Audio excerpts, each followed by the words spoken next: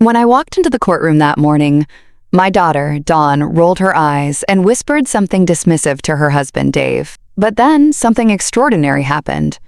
The judge looked up, froze completely, and murmured in disbelief, "It's her." The entire courtroom fell silent. None of them had any idea who I really was until that moment. That trial changed everything. My name is Maeve. I am 69 years old, and until a few months ago, I was just a regular, everyday grandma. Each morning, I woke up at 6, brewed my coffee in the same chipped mug I'd used for 20 years, and looked out the window of my small kitchen as I watered the African violets my late husband loved so much. It was a simple, predictable life full of small rituals that gave me peace. For 45 years, I was the mother who sacrificed everything for my only daughter, Dawn.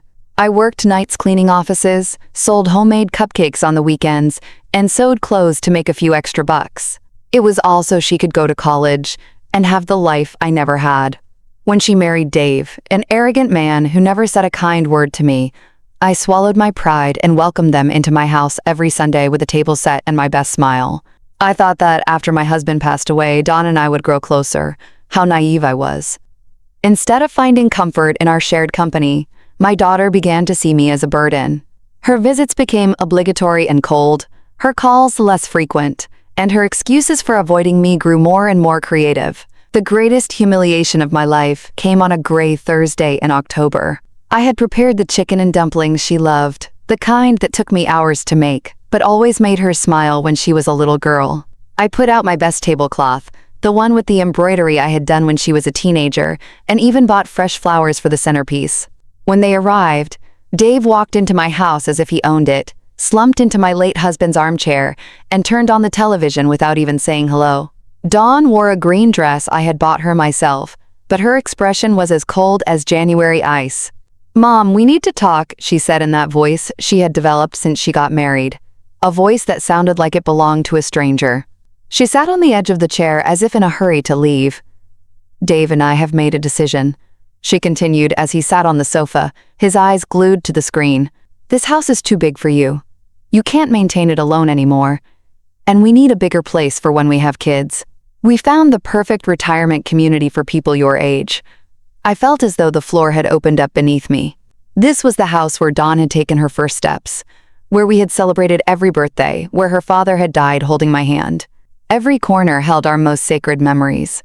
Every photograph on the wall told our story. "But Dawn, this is our home. All our memories are here," I pleaded, my voice trembling, each word breaking as it left my mouth. "Memories are in the heart, Mom, not on the walls," she replied with a coldness that chilled me to the bone. "Besides, the community has activities for people like you. You'll be better off there. You'll have company your own age." Dave smiled with satisfaction as he began to measure the rooms with his eyes, as if he were already the owner. "It's for the best, Mrs. Maeve," he added with that fake smile I hated so much. "We'll take care of all the paperwork. Don't you worry about a thing." My heart shattered into 1,000 pieces. My own daughter, the child for whom I had sacrificed my youth, my health, and my dreams, was throwing me out of my own house to give my home to that despicable man. Tears threatened to fall, but I swallowed them back. I wouldn't give them the pleasure of seeing me cry. "I need time to think," I murmured with what little dignity I had left. "There's not much to think about, Mom," Dawn replied, standing up. "It's already decided. They're coming to appraise the house next week." And with that, they left. They left my chicken and dumplings untouched, my flowers wilting, and my heart in pieces on the table where we had once been a happy family. That night, I couldn't sleep. I sat in the kitchen staring at the photographs on the wall. Dawn as a baby. Dawn on her first day of school. Dawn on her graduation day. In every picture, I was there holding her, hugging her, smiling with pride. How had it come to this? How had the girl who once told me I was her hero now treat me like trash? The following days were a nightmare. Dave brought a real estate appraiser without warning, a man in a gray suit who walked through my house as if it were an object for sale.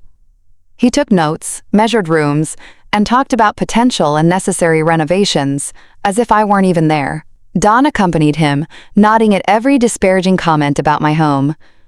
"The pipes are old," the appraiser said, and these kitchen tiles are dated. You'd have to replace everything. Those dated tiles were ones my husband had laid with his own hands when Dawn was 10, each one holding hours of effort, love, and hope for our future. But to the buyers, they were nothing more than obstacles to their new plans. The humiliation reached its lowest point when Dawn came home with brochures for a retirement community.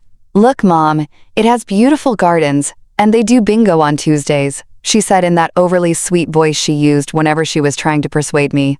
"Plus, there's a nurse on duty 24/7. You'll be safer." Safer. I'd lived in this house for 30 years without a single issue. I knew every neighbor. I had my routines, my plants, my memories. But to Dawn, none of that seemed to matter. All that mattered was getting me out of her way. The day I least expected it, they arrived with papers. Dave walked in like he was the owner, followed by Dawn and a man who introduced himself as a lawyer. "Mrs. Maeve, we have all the documents prepared for the transfer of the property. We just need your signature." "Transfer?" I asked, confused. "I thought you were going to sell the house." Dawn avoided my gaze. "Well, Dave and I decided to keep it. It's better for the family to hold on to properties." That's when I understood everything. It wasn't just that they wanted me out. They wanted to take ownership of my house. The legacy my husband and I had built was so much effort. It was a robbery disguised as filial concern. "I'm not signing anything," I said with the firmest voice I could muster. Dave stood up abruptly, his face completely changed, revealing the aggression he had always kept hidden when my husband was alive. "Ma'am, you're no longer in a condition to make decisions. Dawn is your only heir, and she is acting in your best interest. This is my house," I yelled, surprising myself with my own strength. "And I'm not leaving." "Mom, don't make this harder," Dawn murmured, finally showing some discomfort. "You know you can't keep living alone. Last week, you forgot to turn off the gas stove." It was a lie. I had never forgotten to turn off the gas. But Dave smiled as if he had finally found the perfect excuse. "Come on, Dawn. Your mother isn't well. It's dangerous to leave her alone."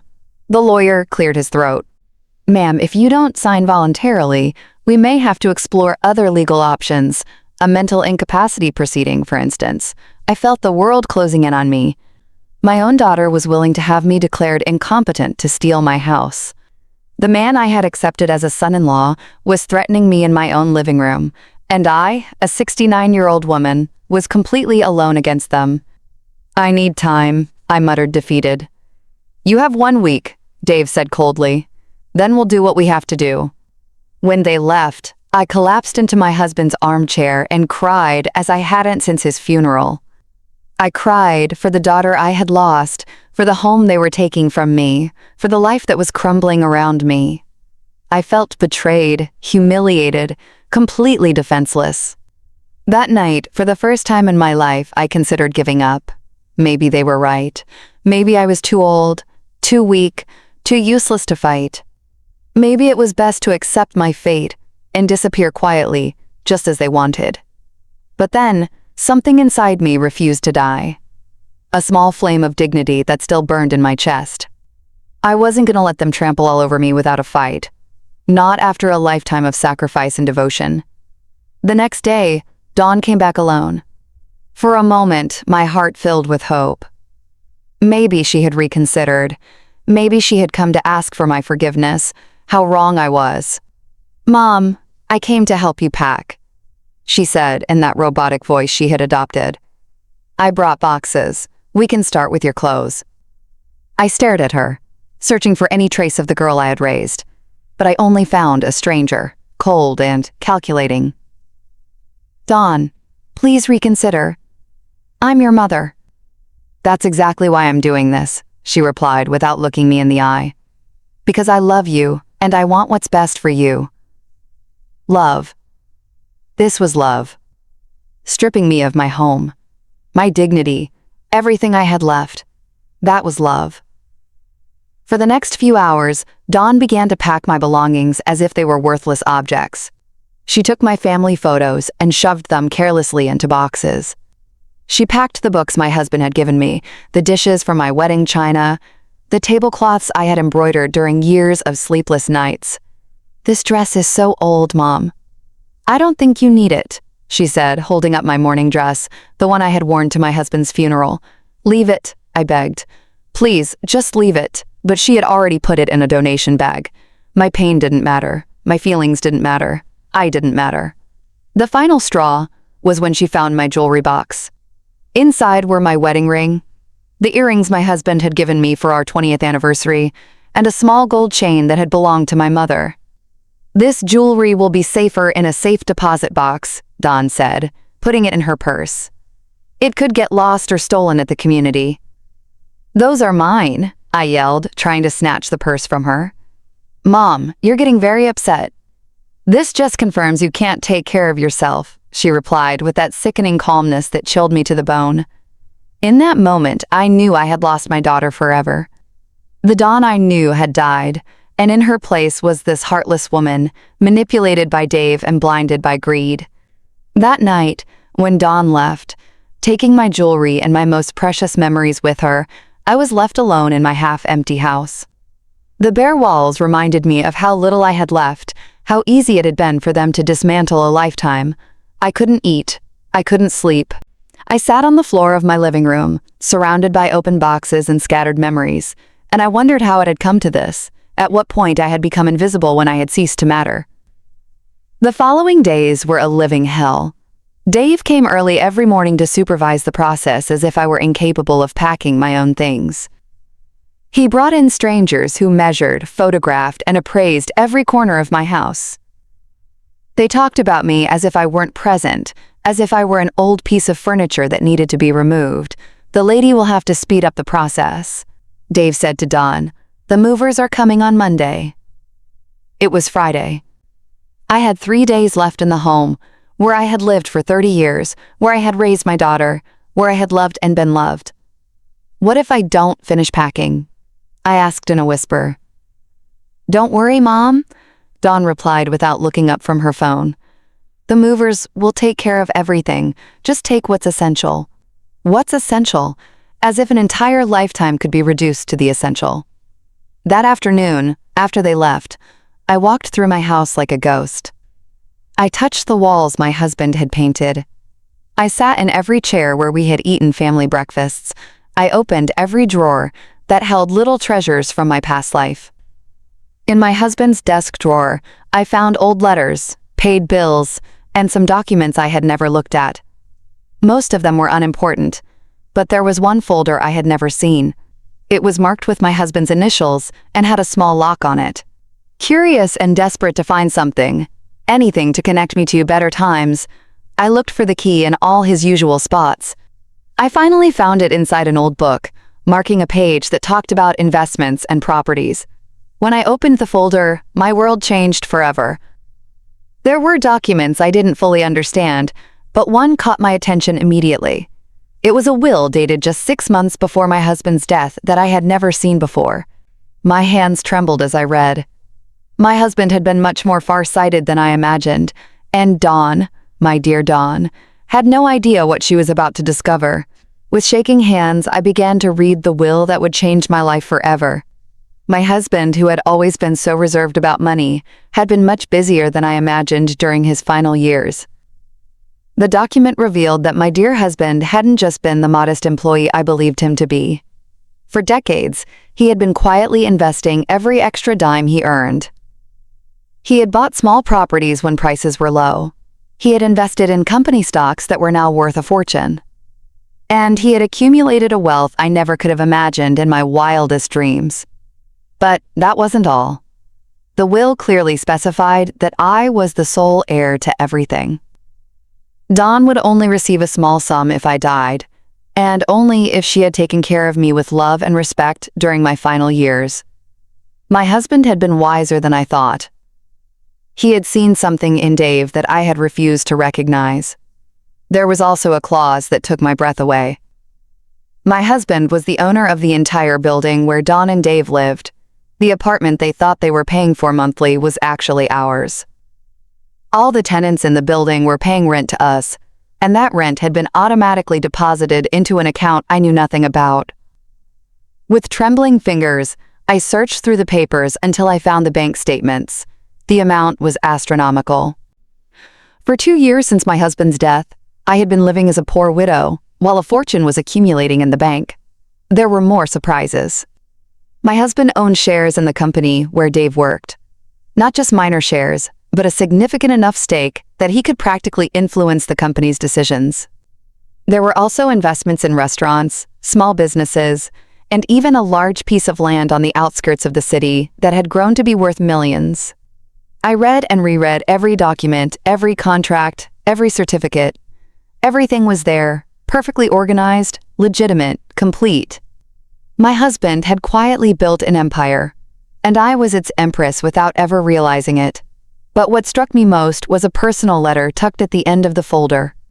It was written in my husband's own handwriting and addressed to me.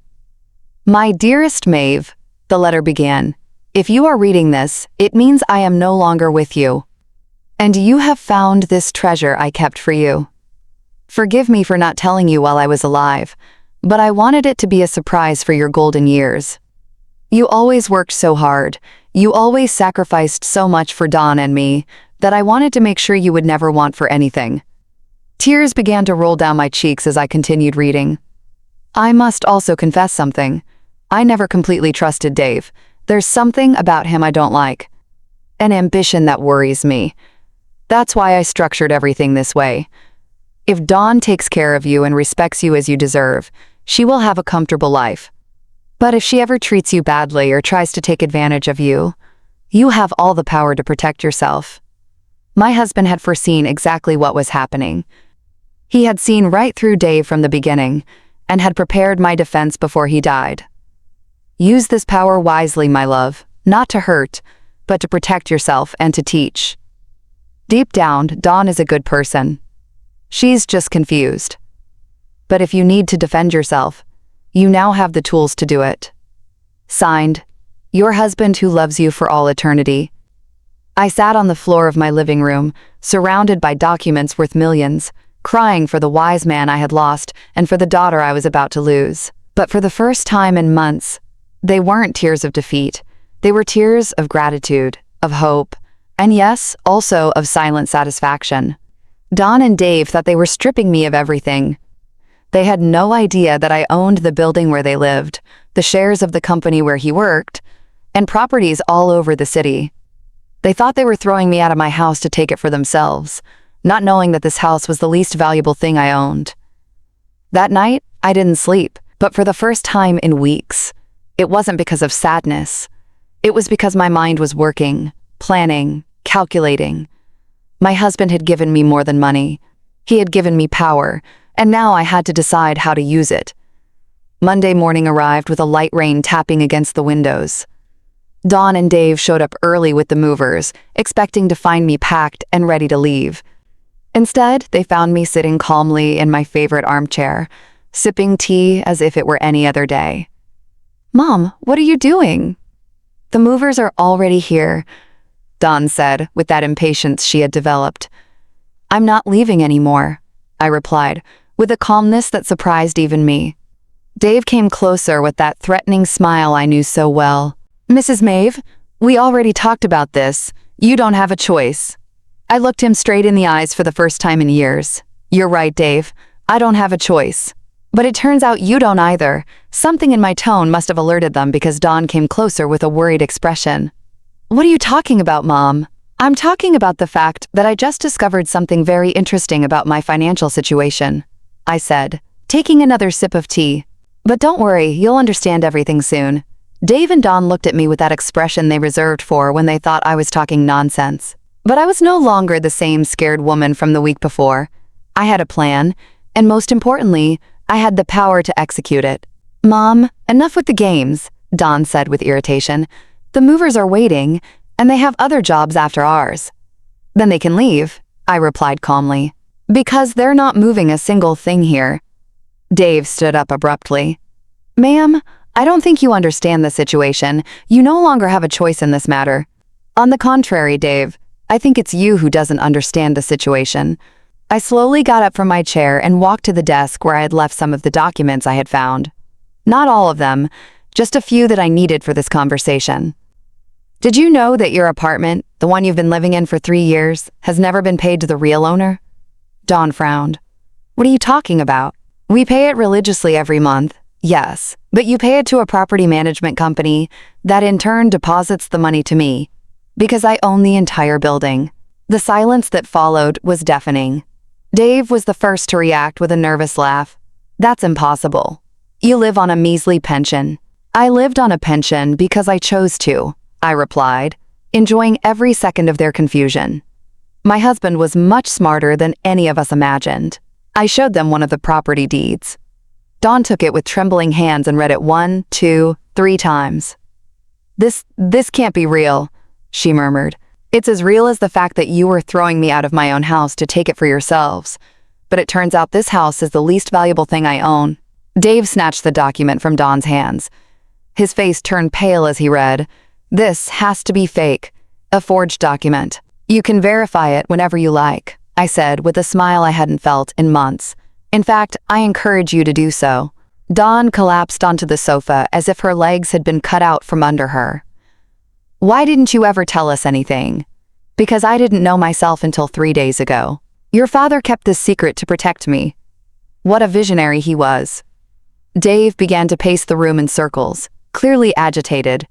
"This changes everything, Dawn. If your mother really owns the building, it means she can evict you whenever she wants.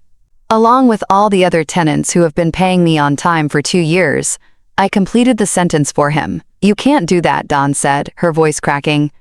"We're family." "Family?"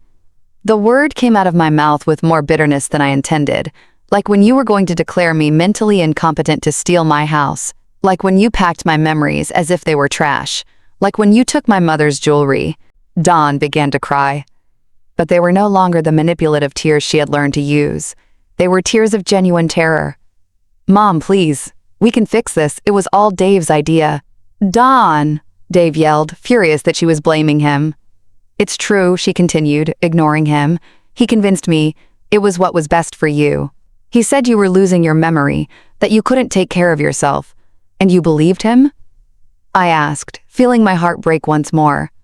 "Do you know your mother so little that you believed him over your own intuition?" The movers, who had been waiting at the entrance, came closer, confused. "Excuse me, are you taking the stuff or not? Because we have another job in an hour." "No," I replied firmly.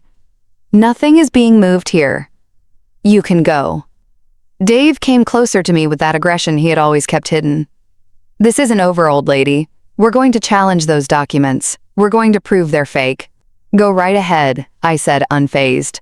"In the meantime, I hope you have enough money saved to find somewhere else to live, because on the first day of next month, you're going to receive an eviction notice."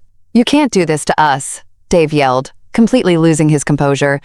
"I can and I will, but don't worry, I'll be fair. I'll give you the 30 days that the law allows." Dawn stood up abruptly from the sofa.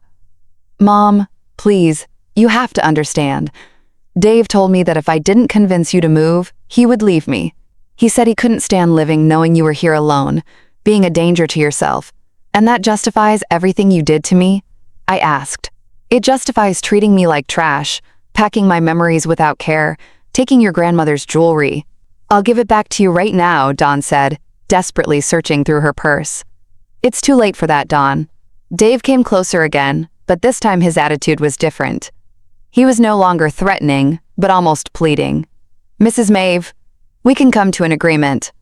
Dawn is pregnant. Are you really going to throw your grandchild out on the street?" I felt as if I had been punched in the stomach. Dawn was pregnant and she hadn't told me. I was going to be a grandmother, and I found out as a piece of blackmail. "Is it true?" I asked Dawn. She nodded through her tears. "I wanted to tell you a different way. I wanted it to be a special surprise. Like the surprise of throwing me out of my house," I replied, even though I felt my resolve beginning to waver. But then I remembered my husband's words in his letter, not to hurt, but to protect yourself and to teach. Dawn needed to learn, and her son or daughter deserved to grow up with different values than the ones Dave was teaching. The news of the pregnancy disarmed me for a moment, but then I remembered all the pain they had caused me. A baby didn't erase the humiliation, the contempt, or the months of suffering they had put me through. "Congratulations on the baby, Dawn," I said, with a calmness that was hard to maintain. "But that doesn't change what you did to me." "Mom, please," Dawn pleaded, "think about your grandchild. Do you really want them to grow up without knowing their grandma? Their grandma was here all along, I replied. You were the ones who decided to get rid of me. Dave tried one last manipulation. Mrs. Maeve, if you really have as much money as you say, why don't you help us instead of punishing us? We could be a united family. I looked at him with the contempt he deserved. A united family, like when you threatened to have me declared mentally incompetent, like when you turned my daughter against me. I never. Quiet, Dave, I interrupted him with an authority I didn't know I possessed. I have heard enough of your lies. The movers had left, leaving us alone in the tension that filled the entire house. Dawn cried silently. Dave paced like a caged animal, and I felt strangely calm for the first time in months. Here's what's going to happen, I announced. You have 30 days to find somewhere else to live. During that time, I don't want to see you around here unless it's a real emergency. And after that, Dawn asked, her voice broken. After that, we'll see if you've learned anything about respect and family. Dave exploded. This is emotional blackmail. You're using your money to manipulate us. Manipulation? The word made me laugh bitterly. Like when you used my supposed mental incompetence to manipulate me. Like when you used my mother's love to blackmail me. It's different, Dave murmured. But he didn't even sound convincing to himself anymore. You're right, I admitted. It is different because I actually have the power I'm using. Dawn got up from the sofa with slow movements. Is there anything we can do to make you change your mind? Yes, I replied without hesitation. But I don't think Dave is willing to do it. What is it? She asked, clinging to that hope. I want an apology. A real, sincere apology for every humiliation you put me through. I want you to admit that you treated me like trash. And I want Dave to admit that this was all his idea. Dave's face turned red with anger. I'm never going to humiliate myself in front of you. Then get ready to move, I said simply. Dawn looked at him pleadingly. Dave, please, she's my mother. She's your mother-in-law. We can swallow our pride for our child. No, he yelled. I'm not going to bow down to this manipulative old woman. The insult hung in the air like a slap. Dawn's mouth fell open, finally seeing her husband without the lenses of blind love. Manipulative old woman, I repeated softly. Interesting. That's what you really think of me, Dave. No, Dawn murmured. But he had already lost control. Yes, that's what I think. A bitter old lady who can't stand to see her daughter happy. That's why she made up this whole story about the money. Made up. I walked to the desk and took out more documents. Did I also make up these bank statements? Did I make up these property deeds? Did I make up these stock certificates? I put each document on the dining room table, one by one, until the surface was covered with irrefutable proof of my fortune. Dawn came closer and began to examine the papers with trembling hands. Oh my God, Mom, this is real. It's all real. Very real, I confirmed. And now you understand why your husband is so desperate to discredit me. Dave tried one last gambit. Dawn, you can't believe your mother hid all this for years. She's a liar. No, Dawn suddenly yelled, surprising us all. Stop it, Dave. Just stop. She turned to me with tears streaming down her cheeks. Mom, forgive me. Forgive me for everything. You're right. I treated you like trash. I took your memories, your jewelry, your dignity, and the worst part is that I did it because he convinced me you were a burden. Dawn, don't listen to her. Dave tried to interrupt, but she ignored him completely. He filled my head with lies about your mental health, about how dangerous it was for you to live alone. He made me feel guilty for leaving you here when all you wanted was to stay in your home. Dawn, be quiet, Dave ordered sharply, but it was already too late. Don't you ever tell me to be quiet again, she yelled back at him. I'm sick of your manipulations, sick of you using me to hurt my mother. The silence that followed was absolute. For the first time in years, Dawn had defended something she believed was right, instead of blindly following her husband's orders. Dave looked at her with a coldness that chilled me to the bone. If you choose your mother over me, Dawn, this relationship is over. Dawn stood motionless for a moment, processing the ultimatum. Then, to my surprise, she straightened up and looked him directly in the eyes. Then it's over. she said in a voice I had never heard from her before. Dave was paralyzed, as if he couldn't believe what he had just heard. For years, he had controlled her every decision, every thought, every move, and now, for the first time, she had told him, "No, you're not serious," he murmured with a nervous smile. "You're pregnant, Dawn. You can't raise a child alone." "I won't be alone," Dawn replied, looking at me for the first time in months, with something that resembled love. "I have my mother." But I wasn't ready to forgive so easily. The months of humiliation, the nights of crying, the feeling of having lost my only daughter. All that didn't just disappear with a few words. "Dawn," I said softly, "I appreciate that you finally opened your eyes, but this doesn't fix everything that happened." Her face fell. "Mom, please. I know I don't deserve your forgiveness, but I'm willing to do whatever it takes." Dave, seeing that he was losing control of the situation, adopted a different attitude. He suddenly knelt in front of me with a look of repentance I knew was fake. "Mrs. Maeve, you're right. It was all my fault. I convinced Dawn that you couldn't take care of yourself. I pressured her into making difficult decisions. Please forgive me." I looked down at him, feeling a mixture of satisfaction and disgust. It was pathetic to see him gravel after months of arrogance. "You're asking for forgiveness now, Dave, when you discover that I'm not the poor, helpless old woman you thought I was." "I was terribly wrong," he continued with that performance I also knew. "Let me make it up to you. We can be a happy family." "A happy family?" I repeated. "Like when you threatened to have me declared mentally incompetent. That was a mistake. Like when you called me a manipulative old woman 5 minutes ago." Dave swallowed hard, realizing that every word he had said was being used against him. I was upset. I didn't know what I was saying. "No," I said firmly. "You knew exactly what you were saying. You were showing your true face for the first time." I turned to Dawn, who was watching the scene with a look of shame and pain. "And you, Dawn, for months you treated me like a nuisance. Do you think an apology erases all that?" "No," she admitted, her voice cracking.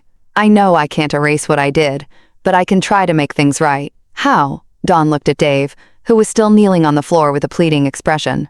Then she looked at me. "By leaving him," she said finally. "By leaving this man who convinced me to betray the only person who has ever loved me unconditionally." Dave stood up abruptly. "You can't be serious. You're having my child. I am having my child." Dawn replied with a determination that filled me with pride despite everything. "A child. I don't want to grow up watching his father manipulate and mistreat his grandmother." "Dawn, you're making the biggest mistake of your life," Dave threatened. "The biggest mistake of my life was marrying you," she retorted. Dave looked at both of us with pure hatred. "This isn't over. I'm going to fight for custody of my child. I'm going to prove that both of you are crazy." "What money are you going to fight with?" I asked calmly. "Because tomorrow morning I'm going to talk to your boss. Did you know I own enough shares in your company to influence personnel decisions?" Dave's face turned completely pale. "You wouldn't dare, after all you've done to me." "Of course I would." "That's an abuse of power," he muttered. "Like when you abused my mother's love to manipulate me. Like when you abused Dawn's trust to turn her against me." Dave headed for the door but stopped before leaving. "This doesn't end here," he said, his voice full of venom. "I'm going to destroy both of you." "Go ahead and try," I replied unfazed. "But do it from somewhere else, because you have exactly 1 hour to get your things out of my building." 1 hour? You said we had 30 days. That was when Dawn was with you. Now that she's on her own, there's no reason for you to keep living on my property. Dave slammed the door behind him, making the whole house tremble.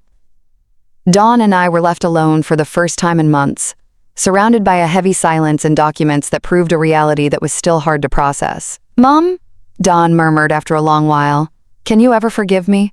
I looked at her, this 30-year-old woman who had just discovered she had been living a lie, who had betrayed her mother for a man who was worthless, who was pregnant and alone. "I don't know, Dawn," I replied honestly. "You hurt me a lot." "I know," she whispered, "and I'm going to spend the rest of my life trying to make it up to you." "Starting with what?" "Starting with giving you back your mother's jewelry," she said, pulling out the small bag she had taken days before. And by asking if I can stay here tonight, I have nowhere else to go. I looked at the bag with my mother's jewelry. Then I looked at my pregnant and alone daughter, and I felt my heart soften just a little. One night, I said finally, "But tomorrow we start talking about how you're going to earn my trust back." Dawn nodded, tears of gratitude running down her cheeks. "Thank you, Mom. I promise I'm going to make things right." But I knew that promises were easy to make and hard to keep. The real test would come in the days that followed. The next few days were strange and tense. Dawn stayed in her old room, which I had kept exactly the same since the day she got married. During the day, we moved through the house like two polite strangers, speaking only about what was necessary: breakfast, the weather, her morning sickness. But I observed her closely, watching every gesture, every word, every small attempt she made to earn back my trust, and slowly what I saw began to give me hope. For the first time in years, my daughter was doing things for herself without expecting someone else to solve them for her. She washed her dishes immediately after eating, kept her room spotless, and even started helping with chores around the house without me asking. On the third day, as I was watering my violets by the window, Dawn approached with a cup of tea in her hands. "Mom, can we talk?" I nodded without turning to look at her. I was learning that silence was more powerful than 1,000 words. "I've been thinking a lot these past few days," she began, sitting in the chair where Dave used to sit like a king. "About everything that happened, about the things I did and said. I kept watering my plants, waiting. I've realized that it wasn't just Dave who changed me. I allowed him to change me. I chose to believe him instead of trusting my own heart." I finally turned to look at her. She had deep circles under her eyes and looked thinner despite the pregnancy. It was clear she hadn't been sleeping well. "And why do you think that happened?" I asked her.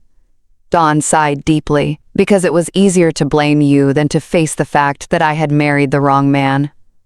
That honesty took me by surprise. I had expected excuses, justifications, but not that raw admission. "When Dave started complaining that you visited too much, I knew deep down that he was being unfair, but it was easier to think that you were clingy than to accept that he was selfish." She put her hands on her belly where the pregnancy was barely showing. "When he started suggesting you move to a retirement community, I knew it was wrong, but he convinced me it was for your own good, and I wanted to believe him because it meant I didn't have to face the real problem." "What was the real problem?" I asked, even though I already knew the answer, that I had married a man who didn't respect my family, who didn't respect me, and who was never going to change. In the days that followed, Dawn began to tell me things that chilled me to the bone. How Dave had gradually isolated her from her friends, convincing her they were a bad influence. How he controlled every cent she spent, telling her that women didn't know how to handle money. How he had convinced her to quit her job because real wives dedicated themselves to the home. "And you never thought to talk to me about this?" I asked her one afternoon. "Dave told me you wouldn't understand, that you were from another generation. He convinced me that if I told you our problems, you would tell me to leave him, and he didn't want any outside interference in our marriage." Each revelation hurt more than the last. My daughter had been suffering in silence while I believed she was happy. And when she had finally tried to get closer to me, it was already too late because Dave had programmed her to see me as the enemy. 2 weeks after Dave left, Dawn received a call that left her pale as a ghost. "It's the building manager," she said, her voice trembling. "Dave is in the lobby. He says he has the right to come up because he's still my husband. And what did you tell him? That I didn't want to see him, but he won't leave. He's yelling that he's going to call the police, that this is kidnapping." I got up from my chair with a calmness that surprised me. "Tell the manager to come down. I'm going to talk to him." "Mom, he's really upset. We don't know what he's capable of." "Exactly," I replied. "That's why I have to go down there." When I got to the lobby, I found Dave in a fury, yelling at the poor building manager, who was trembling behind his desk. "That crazy old lady has my wife kidnapped," Dave was shouting. "I want you to call the police right now." "Good afternoon, Dave," I said in a serene voice. He turned to me, his eyes bloodshot. He had obviously been drinking. "You give me back my wife right now." "Dawn is exactly where she wants to be," I replied. "And if you don't leave my property immediately, I'll be the one calling the police." This isn't your property. You're a liar. I took out my phone and dialed my lawyer's number, putting it on speakerphone. Attorney Victoria, I said when she answered. It's Maeve. I have an upset man here who refuses to leave my building. Could you confirm that I am the legal owner? Of course, Mrs. Maeve, my lawyer's clear voice replied. You are the sole owner of the building located at. Dave went silent as he listened to the legal confirmation. The manager looked at him with a mixture of fear and embarrassment, finally understanding the situation. Anything else you need me to clarify, Dave? I asked after hanging up. This isn't over, he muttered, though the words no longer carried any real force. You're right, I replied calmly. Because tomorrow, I'll be speaking to your supervisor at the company, and the day after that, to the bank that approved the loan for your car. Contacts are very useful when you have enough money. Dave left without another word, but I knew he would be back. Men like him don't give up easily. 2 months later, the day of the trial arrived like a storm we had been waiting for. Dave had made good on his threat and sued us for parental alienation and financial manipulation, asking for full custody of the baby Dawn was carrying. That morning, as I was getting dressed in my best black suit, Dawn came into my room with tears in her eyes. Mom, I'm scared, she confessed. What if the judge believes him? What if he takes my baby away? I hugged her for the first time in months, feeling her body tremble against mine. That's not going to happen, I assured her. We have the truth on our side. When we arrived at the courthouse, Dave was already there with a lawyer who had clearly cost him more than he could afford. He looked at me with that familiar hatred. But this time, it didn't intimidate me. I had something he would never have, the peace of mind of someone who knows they are on the right side. Dawn and I sat down on our bench. She wore a purple dress that highlighted her 5-month pregnancy, and I wore the earrings my husband had given me for our anniversary. We were prepared. Dave's lawyer began his argument, painting me as a vengeful woman who had used her money to destroy a happy marriage. He talked about manipulation, emotional blackmail, and a toxic mother-in-law who couldn't accept that her daughter had grown up. When it was our turn, my lawyer, Victoria, stood up elegantly and began to present the evidence. Text messages where Dave insulted Dawn. Recordings where he threatened to leave her if she didn't throw me out of my own house. Testimonies from neighbors who had heard his yelling and abuse. But the decisive moment came when the judge looked up and stared at me. Mrs. Maeve Williams? He asked in disbelief. Yes, Your Honor, I replied, confused by his reaction. The judge took off his glasses and studied me carefully. Did you work at the family court 30 years ago? My heart stopped. Yes, Your Honor. I was a secretary for Judge Miller. You helped me when I was an intern. You taught me how to organize files. You brought me coffee when I worked late. You were always kind to me when everyone else treated me like I was invisible. The entire courtroom fell silent. Dawn looked at me in amazement. Dave turned pale and I felt as if the world had stopped. Your Honor, I am Judge David Morales. The judge continued. Do you remember me? And then I saw it under the gray hair, the wrinkles. And the authority was the shy young man who had worked in my office decades ago. The boy I had defended when other lawyers made fun of him. The one I had encouraged when he doubted his abilities. David, I murmured, feeling my eyes fill with tears. Of course, I remember you. The judge smiled, and for a moment he was that insecure young man again, looking for approval. I never forgot your kindness, Mrs. Maeve. You told me that one day I would be a great judge when even I didn't believe it. Dave and his lawyer exchanged panicked glances. They knew they had lost before they even began. Your Honor, Dave's lawyer interjected.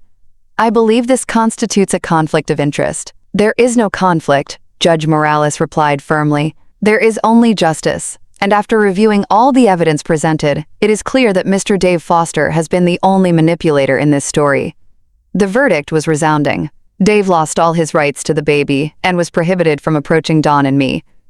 He also had to pay the legal costs and a settlement for emotional damages. When we left the courthouse, Dawn hugged me as she hadn't since she was a child.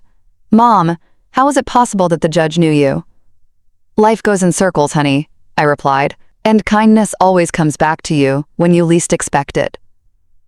6 months later, when my granddaughter Serenity was born, I understood that everything had been worth it. Dawn had regained her essence. She had become the loving mother I always knew she could be. One afternoon, as we rocked the baby in the garden of our house, Dawn asked me a question I had been waiting for. "Mom, have you really forgiven me?" I looked at her. This woman who had grown so much in such a short time, who had learned to value what was truly important. "I forgive you, Dawn," I said finally. "But more importantly, you've learned to forgive yourself." That night, as I prepared tea in my old chipped mug, I thought about my husband and his letter. I had used the power he left me exactly as he had expected, not to hurt, but to protect and to teach. Dawn had learned that true love isn't based on control, but on respect. And I had learned that it's never too late to stand up for your dignity. Looking out the window at the garden where my granddaughter was playing, I smiled. Some battles are worth fighting, and some victories taste better when they take a long time to arrive. In the end, I hadn't needed to yell to be heard. I had only needed to remember who I truly was and defend it with the calm certainty of someone who knows they stand on the right side of history. 5 years after the trial, my life had taken a turn I never could have imagined. Little Serenity, now a 4-year-old girl with her mother's bright, lively eyes and my same stubborn streak, ran through the garden chasing butterflies while Dawn and I prepared Sunday lunch together. "Grandma Maeve, look what I found," Serenity yelled, running toward me with a yellow flower in her small hands. "It's beautiful, my love," I said, lifting her up to give her a kiss. "Should we put it in the vase with the others?" Dawn smiled at me from the kitchen. In these years, she had bloomed in an extraordinary way. She had gone back to school and was now working as an accountant at a small but prosperous firm. And most of all, she had regained that spontaneous laugh I remembered from her childhood. "Mom, a letter came for you," she said, handing me an elegant envelope. It was from the foundation I had established 2 years ago with part of my husband's inheritance. Home and Dignity had become a refuge for older women who were suffering from familial abuse or abandonment. What had started as a way to honor my own experience had transformed into something much bigger. "What does it say?" Dawn asked, drawing her hands on her apron. "They're inviting us to the inauguration of the third house," I replied, feeling that deep satisfaction that only comes from knowing your pain served a good purpose. "They're going to house 15 more women. In these years, we had helped more than 50 women rebuild their lives. Some arrived, as I had been, stripped of their dignity by ungrateful children or abusive relatives. Others came alone, without family, but with similar stories of abandonment and mistreatment." The doorbell interrupted my thoughts.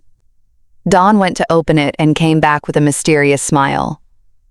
"Mom, you have a visitor." Behind her appeared retired Judge David Morales, accompanied by an elegant woman with silver hair. "Mrs. Maeve."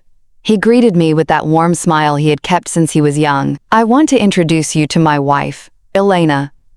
"It's an honor to meet you," Elena said, taking my hands. "David has told me so much about you. He says you were one of the most important people in his professional training." "He exaggerates," I replied. But I was deeply moved. "Not at all," David insisted, "and that's why we wanted to invite you personally. The Retired Judges Association is going to give you an award for your work with the foundation." "That's not necessary," I began to say. "Yes, it is," he interrupted me. "Your story inspired many of us to reflect on true justice, the kind that goes beyond written laws." After they left, Dawn and I sat on the porch while Serenity played with her dolls.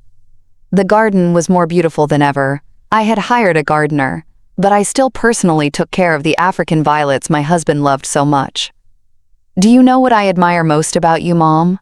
Dawn asked me suddenly. "What?" "That you never got bitter, after everything I put you through.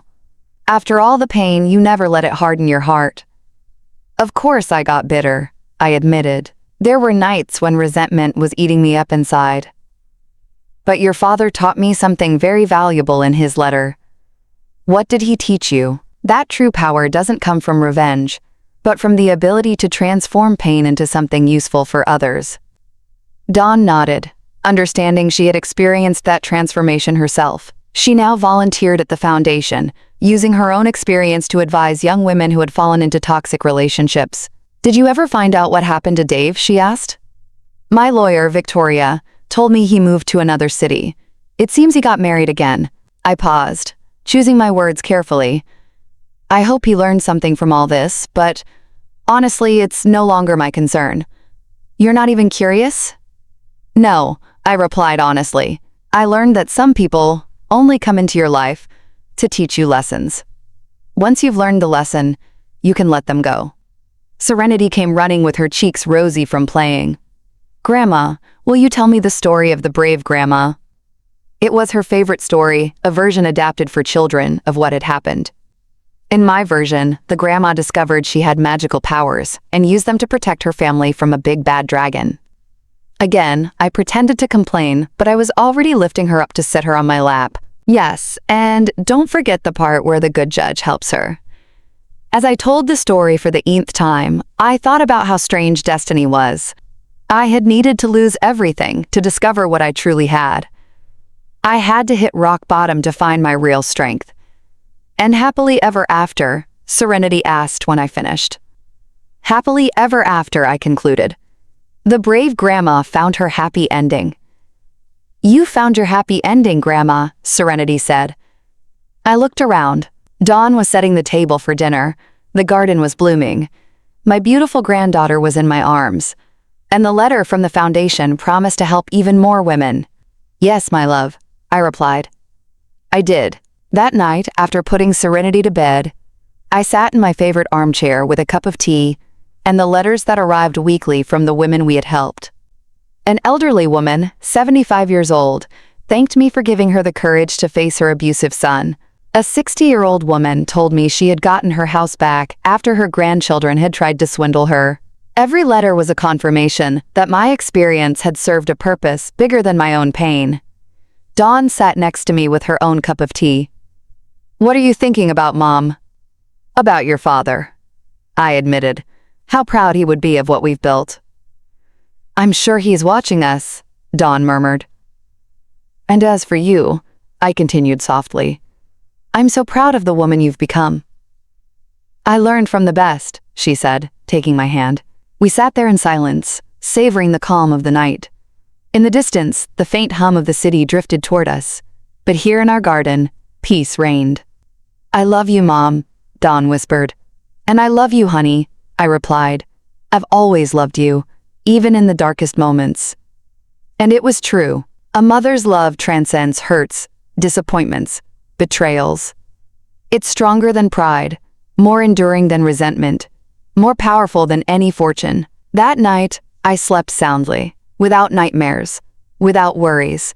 I had found something worth more than all the money in the world, the peace of knowing that I had used my second chance wisely.